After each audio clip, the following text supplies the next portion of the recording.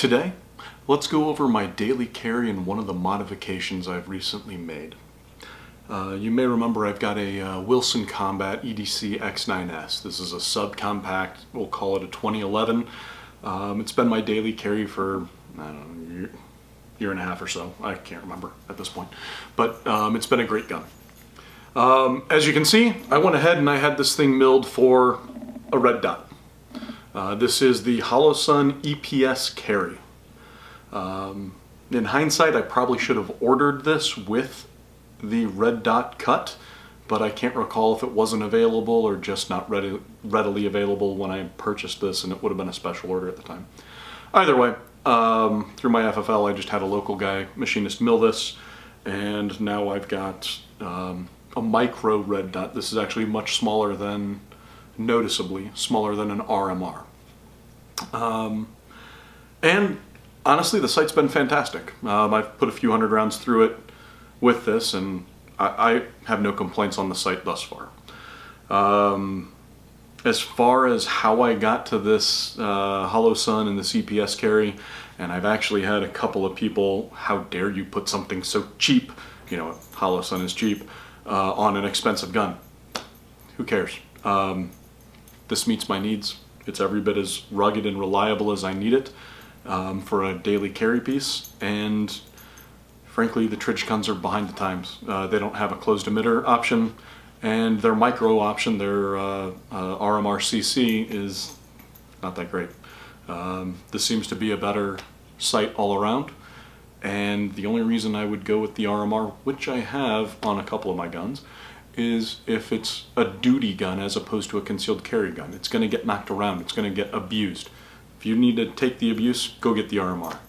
For carry piece, Holosun's perfectly fine. I have no issue with this. I didn't buy it just to save a few bucks. I bought it because it fit all of my needs. So I guess that'll answer that question, because I know someone's going to bring it up. But anyway, as far as the sight's concerned, this is a closed emitter. What that means is you have glass on the back and the front, with the LED sandwiched in between the two, projecting on the front glass. An RMR doesn't have the rear glass. The LED emitter is back here, exposed to the elements. Theoretically, you can get mud, snow, dirt, something. It'll block that emitter. Okay, whatever. It's probably not going to happen, but I like the concept of a closed emitter. It protects your LED, and that works for me. And then, again, size-wise, this thing's fantastic. You can see that it is barely wider than the gun itself. Actually, it is narrower if you take a look at the safeties, but it's barely wider than the slide. So, size-wise, this thing's fantastic. You do sacrifice a little bit on the sight window, because obviously this is a much smaller window. So bringing this up, you have to make sure that you've done your job and you're bringing it up correctly each time and every time and into your field of view. Because it's not as forgiving because the dot window is smaller. So if you have an RMR, you might be able to bring it up and see it just a little bit sooner and get that dot on, whereas in here you have a smaller window that the dot projects onto. So train for that and it becomes a non-issue. One of the reasons I did, this is kind of important, one of the reasons I had held off on the red dots, I have astigmatism, which means my eye's out of round. And so I've had LASIK, so that's fine, but no matter what they do to correct your vision, you still have an astigmatism. So red dots to me have always been blurry. And honestly, I don't know if this is going to show up, so let's find out. If you were to look through this, I don't know that I'm going to be able to get this. There we go. You get a nice dot. You can see that nice green pretty dot, and you know, I can see it on my monitor here on my camera. It's a nice crisp green dot. And I wonder if I can get that to show up any better. It doesn't matter. Anyway, you guys can see that. So you get a nice crisp green dot. For me, when I look through this, I see a fuzzy dot, and it's not even a dot, it's more of an oval. So that's what astigmatism does, is it distorts how you see things. So they've always looked a bit off to me. Same thing, EOTechs, these dots, all this stuff that has that downside to those of us with an astigmatism. But you can train around it, you can learn to use it, and I can still get the benefits of a red dot, even though I have an astigmatism and the dot itself is not as crisp as you would expect. As it would be for you, I should say. So anyway, all that said, I've got a red dot on here. Technically it's green, and it works great.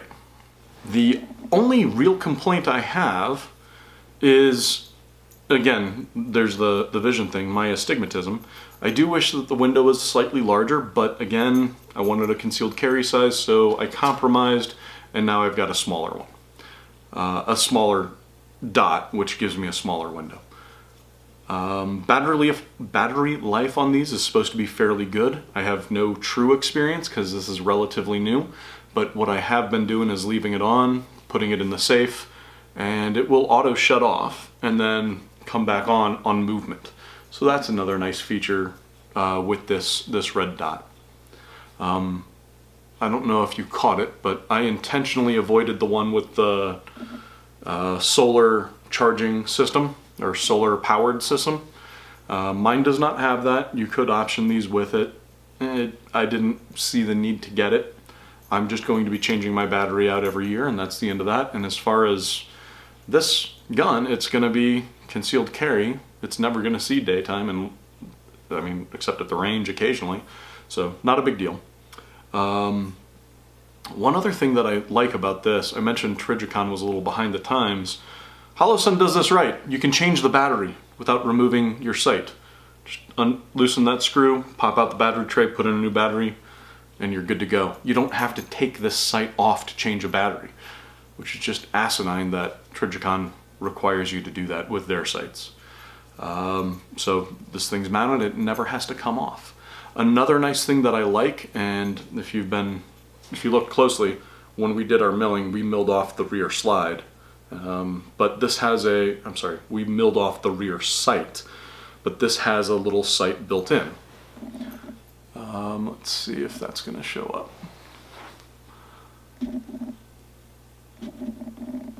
Anyway, so we've got a sight built in here on the very back of